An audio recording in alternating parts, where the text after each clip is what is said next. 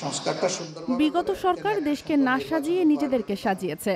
জামাত আমির বাংলাদেশ জামায়াত ইসলামের আমির ডাক্তার শফিকুর রহমান অভিযোগ করেছেন, বিগত 15.5 বছর যারা ক্ষমতায় ছিলেন তারা দেশকে সাজাতে না পেরে নিজেদের উন্নতিতে ব্যস্ত ছিলেন।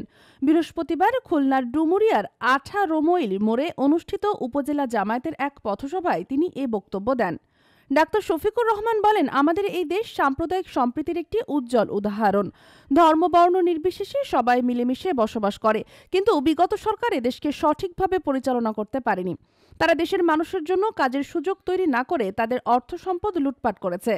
দেশে লাখো বেকার মানুষের সংখ্যা বাড়ছে, অথচ সরকার নির্বিকার। তিনি অভিযোগ করে বলেন, শিক্ষা প্রতিষ্ঠানে শিক্ষার্থীদের কলম কেড়ে নিয়ে অস্ত্র তুলে দেওয়া হয়েছে। দেশের মানুষের ঘাম ঝরানো অর্থ বিদেশে পাচার করা হয়েছে। এই লুটপাট আর দুর্নীতির জন্য বর্তমান সরকার সরাসরি দায়ী। সরকারের সমালোচনা করে তিনি আরো বলেন, যারা গদিতে থাকার জন্য দেশের মানুষের বুকে গুলি চালিয়েছে তাদের কি রাজনীতি করার অধিকার আছে? তারা পালিয়ে গিয়েও দেশের অস্থির করার ষড়যন্ত্র চালিয়ে যাচ্ছে। আমরা এমন একটি দেশ গড়তে চাই যেখানে দুর্নীতিবাজ ও দখলদারদের জায়গা থাকবে না।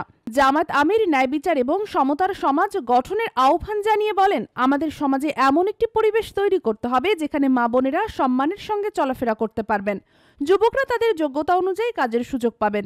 আমরা ইনশাআল্লাহ হাত মিলিয়ে একটি ন্যায় বিচার ভিত্তিক সমাজ গড়ে তুলব।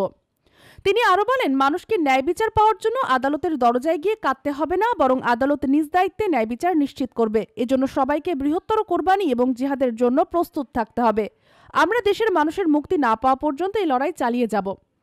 পথসভায় বিশেষ অতিথি হিসেবে উপস্থিত ছিলেন জামায়াত ইসলামের সেক্রেটারি জেনারেল অধ্যাপক মিয়া গোলাম পরোয়ার, কেন্দ্রীয় সাংগঠনিক সেক্রেটারি মুহাদ্দিস আব্দুল খালিক, কেন্দ্রীয় কর্মপরিষদ সদস্য মাওলানা আব্দুল কামাল আজাদ, খুলনা জেলা আমির মাওলানা ইমরান হুসাইন সহ অন্যান্য নেতারা।